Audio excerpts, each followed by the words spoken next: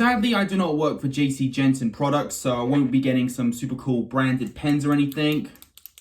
But I do work for the company that Syndrome created in the Pixar timeline, and I do have my own branded cap.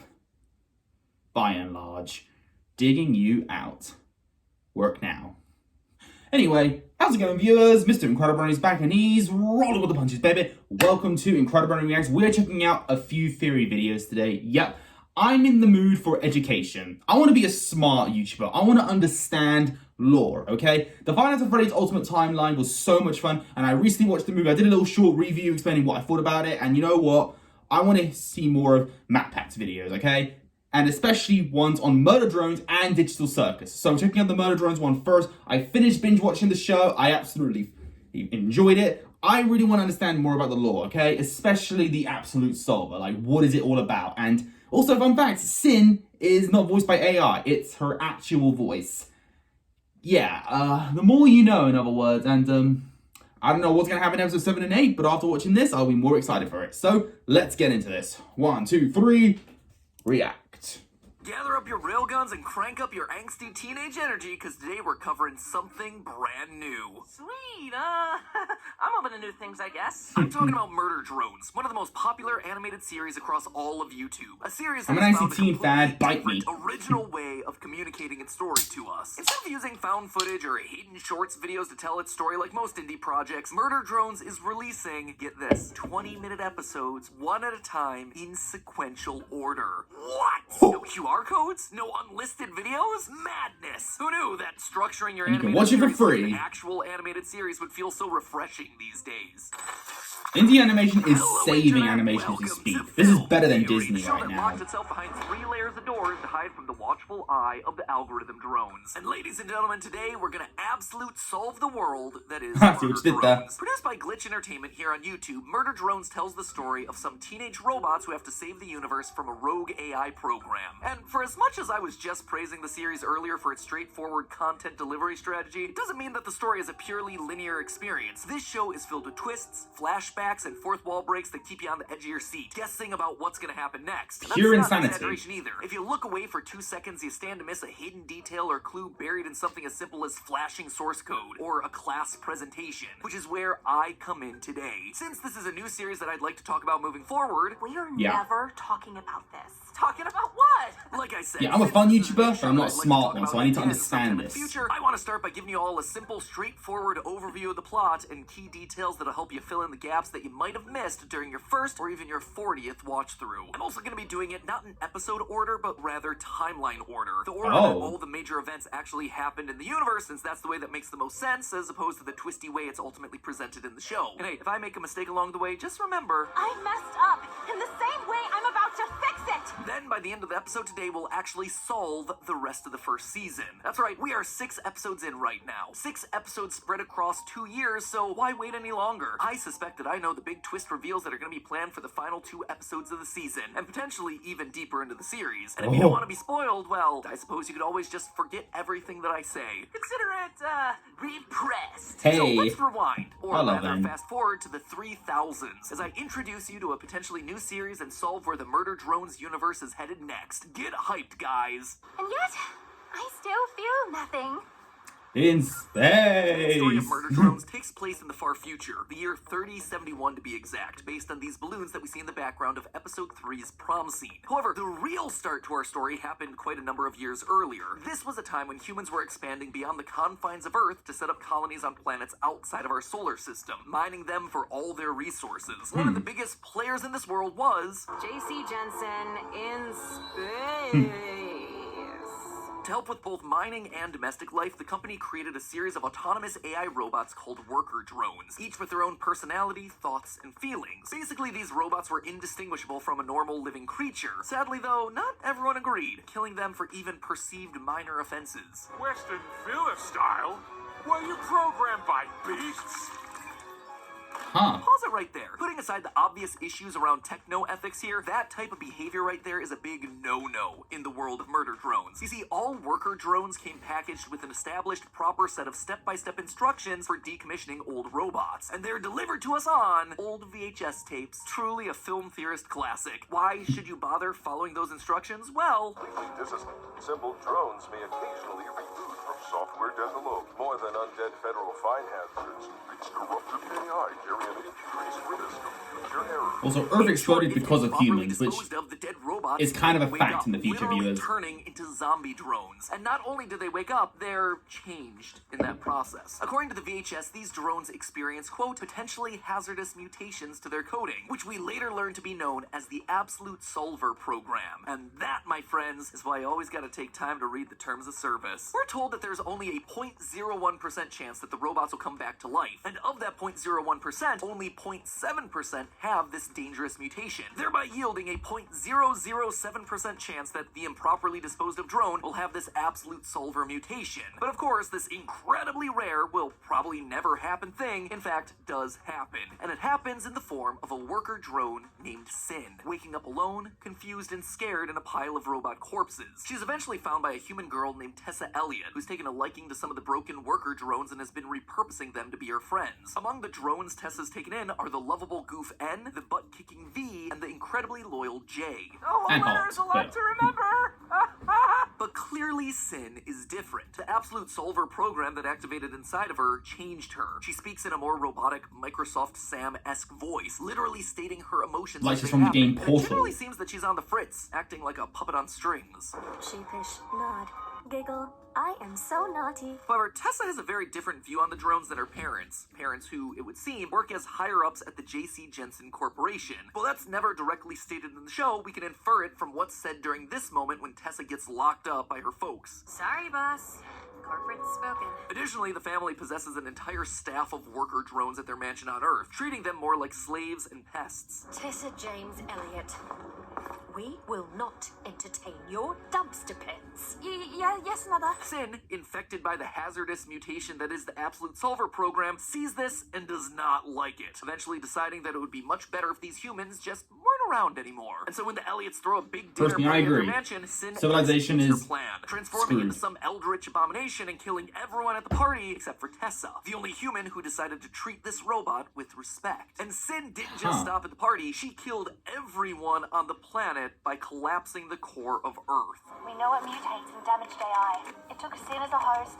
Then it took everything. And if you thought killing off a planet's worth of creatures would be enough, think again. Remember, at this point in history, humans have expanded far beyond just one planet, meaning Sin needed to find ways of infiltrating these exoplanets if she truly wanted to wipe humanity from existence. Thankfully for her, humans, ever the curious bunch, did most of the heavy lifting for her. After seeing what happened to Earth, the humans brought Sin's programming into their various systems to study it, and that was a big mistake. The Absolute Solver program does the exact same thing again on Copper 9, one of these human colonized exoplanets and our main setting for the series. And again, all the human life gets extinguished. The newly liberated worker drones now have no more commands that they need to follow. They are free to live their lives as they wish. And yet, this worker bot peace doesn't last for very long. At some point in history, a new breed of drones, the disassembly drones, or murder drones, arrive on the scene with a directive to eliminate all the workers. This forces the everyday bots to live behind a series of 3 protective walls, Attack on Titan style. And though the worker and murder drones are told that this comes straight from the J.C. Jensen Corporation, we learn in episode 6 that that actually isn't the case. Instead, the murder drone massacres that are happening across various planets are being orchestrated by Sin for unknown reasons. Sin disappeared on Earth. Boss ran We away. mutually disengaged. Her last known act was sicking you lot on the human exoplanets. Why? That's what we're trying to figure out, bozo. But that's weird, right? Sin initially retaliated against humans because of their callous mistreatment of the worker drones. But now she's sending murder bots out to massacre the very bots that she initially worked to free? Why? Well, I suspect That's it's for confusing. recruitment. I suspect it's a numbers game. If the odds of the Absolute Solver mutation activating in a dead drone is 7 in 100,000, you're gonna needed to pile up a whole lot of dead drones in order to get a couple of absolute solvers out of the group. Sin wants to kill more and more worker drones, not because she's cruel, but because she wants to build her army. What's more, the absolute solver mutation seems to get handed down between generations of robot families, which yes, is a real thing in this universe. So Sin may just be looking to speed up natural selection of this super trait by weeding out all the worker drones who don't possess it. This would basically be the concept of robotic eugenics. Get ready to clip this next section out for your MatPat out of context compilations, my friends. We can't talk about murder drones without talking about World War II. During World War II, the Nazis firmly believed in eugenics, eliminating quote-unquote undesirable genetic elements from the German population so that the ideal Aryan human could dominate. In order to create a race of genetically pure, physically fit human beings, they used tactics like forced sterilization and selective breeding to ensure the quote-unquote positive genes were the more prevalent and circulated throughout the gene pool. Holy By crap. eliminating all the normal worker drones, it enables the absolute solver code to dominate and procreate, for lack of a better term. Beyond that, though, Sin's motives remain unclear. Is it to build up enough of an army to fight against the last strongholds of humanity? Is it because she's lonely and she wants more like her? Is it because absolute solver has actually been in control of her this entire time? Currently, it's unclear, and we're just gonna need more time to see what happens. Anyway, it's finally time that we cut to the actual events of the show. Yeah, it is here, finally, where we cut back to the story of our characters. Jay does mention in as episode depicted 1 in that episode worker drones are 1. corrupted. Uzi, our main protagonist, is one of the drones unknowingly affected with the absolute solver, having inherited it from her mother, Nori. Sadly, Nori was killed by the murder drones soon after Uzi's birth, and now a teenager, Uzi is full of rebellious teen spirit, annoyed that the workers have hidden away from And was it murder N that drones killed her rather than mother? fighting them head on. So armed with a homemade railgun, she ventures out of the safety of the doors and meets N, V, and J, Tessa's drone army that she rescued so many years ago. And now, the murder drone squad tasked with slaughtering the workers of Copper 9. Except there's one problem with this. By the end of the episode, Uzi's absolute solver has activated. Just can't wait to murder all humans. Classic robot stuff. I hope they're sitting pretty there on Earth. How was it Coming activated? for them.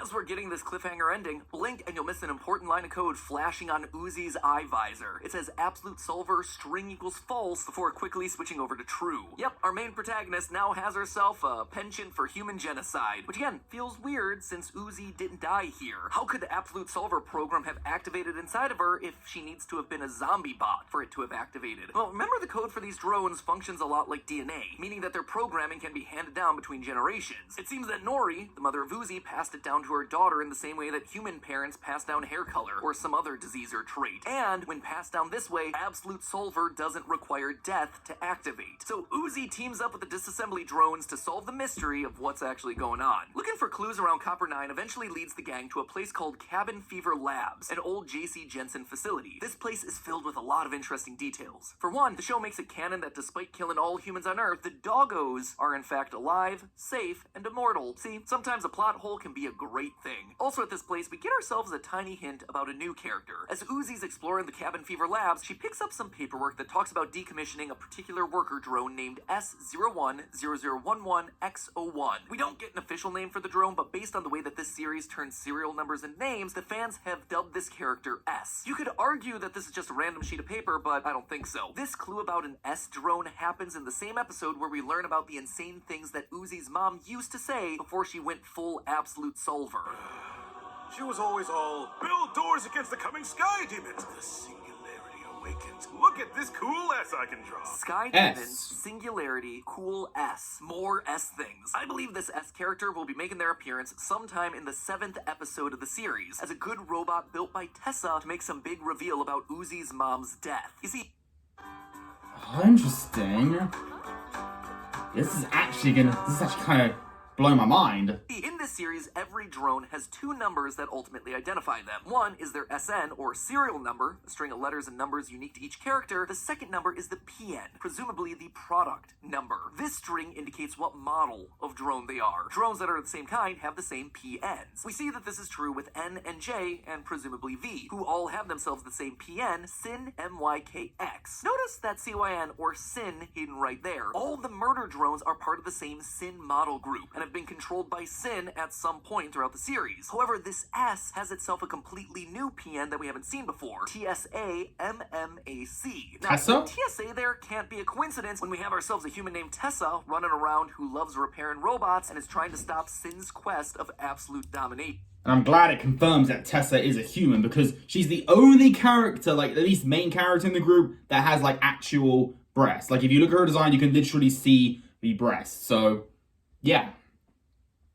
Good to know that. Good to know that, viewers. You know, the more you know. Education is important.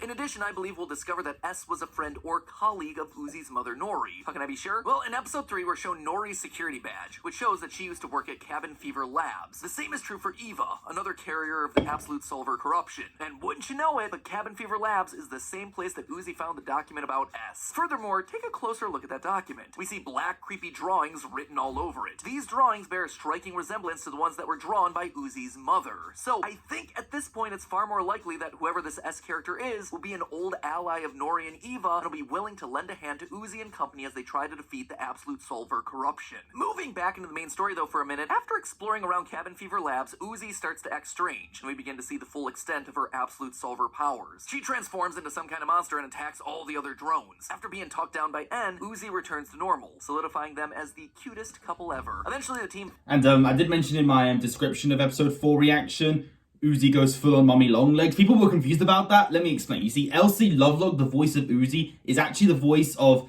Mummy Longlegs in Poppy Playtime Chapter 2, my favorite indie horror game of all time. So, yeah, let that sink in, and you can kind of hear it, actually. It's crazy. And Michael Kovacs, the voice of N, is in Poppy Playtime as one of the scientists, and I think someone called Rich. And Nona Klopp, the voice of V, is in Poppy Playtime as the voice of Poppy. So, yeah, that's, pretty insane. Finds a key in the form of a robotic cricket that unlocks the innermost part of Cabin Fever Labs. They then run into Tessa Elliott, the girl who befriended Sin and the other drones back in the day. Tessa, now an adult, has made it her mission to stop Sin and any other Absolute Solver drones from taking over the universe. In the end of the most recent episode, we see Uzi, N, and Tessa finding their way to the elevator that leads down into the innermost lab, leaving them and us, the audience, curious about what they'll discover down there. And honestly, that's where the series stands at the end of episode 6. The creators of the show have said that the first season will consist of 8 episodes. We're really close to the end, and there's still a lot of mysteries that have yet to be solved. Is Uzi gonna fully transform into Sin? Is this mysterious S character gonna make an appearance? Will Tessa be forced to kill Uzi to save the world? Well, loyal theorists, it turns out you don't have to wait for the next 4 to 6 months for the final episodes to come out. I suspect that I already know everything that's gonna happen there, beat for beat, in the final 2 episodes. In fact, I suspect that we've known where the show was headed since the very first scene of the very first episode. Right after the opening exposition of episode 1, the show reveals everything to us. Right when we're first introduced to Uzi, she's given a PowerPoint presentation to her class about the dangers of sitting around waiting for the murder drones to find a way past the doors. Hide under the ice behind 3 stupid doors? It's like we're waiting for an inciting incident. As she's talking, this diagram appears behind her. This image is almost a complete rip of the infamous hero's journey. If you're not familiar with that, the hero's journey is a storytelling template that many of the stories throughout history have followed. From ancient epics like Gilgamesh and the Odyssey to modern classics like Harry Potter and Star Wars, if you're writing yourself a fantastical story, then the hero's journey is breaking down the format of your narrative. Now, on my first viewing, I saw this reference as just that, a reference. Murder Drones loves meta humor and fourth wall breaks, so I just chalked this up to another inside joke. However, when I went back to the series again in preparation for this theory, I realized that everything that's happened in the first 6 episodes has lined up exactly with this little visual gag, beat for beat. We start off with the call to action that draws the hero into adventure. Uzi wants to leave the safety of the doors and deal with the murder drones directly. Then she gets saved by an unlikely aide, N. Right after this, Uzi teams up with helper, Dal, and a mentor who's been around the block, Tessa. Together, this crew fights back against a bunch of challenges, and Uzi becomes more and more tempted to use the Absolute Solver abilities, culminating with her being fully possessed by Sin and N having to cut off her hand in episode 6. And mind you, this diagram isn't just for any generic hero's journey. It is one that Does this make Uzi the strongest or Sin? Uzi. Notice all the references to angst moments built into this wheel. And if there is one emotion that definitely connects back to Uzi, it is angst. An angsty teen fad bite me. Aha. I made you rebel like an angsty teen, which got you killed. So if I'm right, that then leaves us right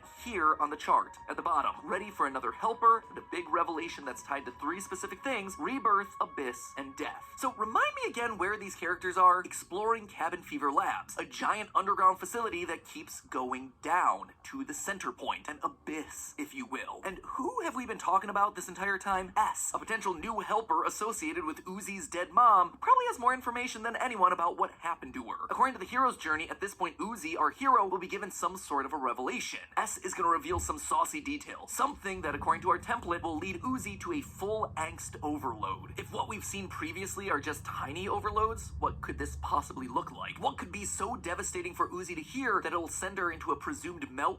Well, I suspect that S is going to reveal that N was the murder drone who killed Uzi's mom. Yeah, I'm just as shocked as you are, but N is the most likely killer. At this point in the series, we don't actually know what happened to Nori. All we know was that she was bitten by some murder drone and that Nori's father ultimately had to put her down. On Copper 9, there's only 3 murder drones that we know of. V, J, and of course, N. Nothing would make for a more catastrophic revelation than finding out your new boyfriend is the one that killed your mom. This devastating news will be too much for Uzi to handle, and she'll fully succumb to her absolute solver powers, going full angst overload. Then, after being saved once again by N and the crew, Uzi will atone for her sins and make her mission for Season 2 clear. Defeat Sin, stop the absolute solver, and end the cycle of violence that prevents humans and drones from living the peaceful lives they want. So, there you have it, my friends. Murder drones. The plot so far, as well as a solid hypothesis or two on where it might be headed in the final episodes of the season. How am I so sure about this? I guess you could say it's a mixture of Easter eggs, narrative logic, and a whole lot of watching other forms of media. You know, stuff like movies, TV shows, and of course, anime.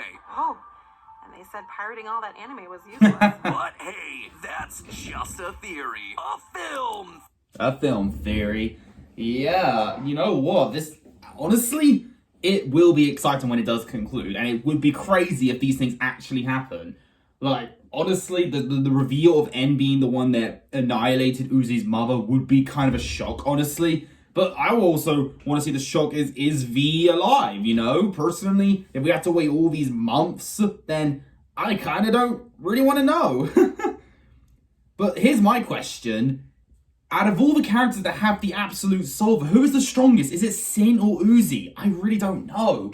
I mean, Dole is pretty crazy, don't get me wrong, but I feel like Uzi and Sin just might be the 2 strongest characters. And it's hard to tell if Sin is actually evil or if the absolute solver is always in control of her. There's like so many interesting moments here and there that just confuse you. What I really want for episode 7 and 8 is to give Jay a lot of screen time, because when I actually watched all 6 episodes, and yeah, Jay gets like almost barely 10 minutes of screen time, which is unacceptable. So hey, I look forward to the series. His finale, and season finale at least. I don't know if there'll be a season 2, but I really hope there is. So viewers, if you enjoyed this particular video, leave a like on it. Don't forget to subscribe if you're interested. Follow me on Instagram, link down below. And until then, stay positive, keep calm, stay safe, be incredible. And as always, Brony on.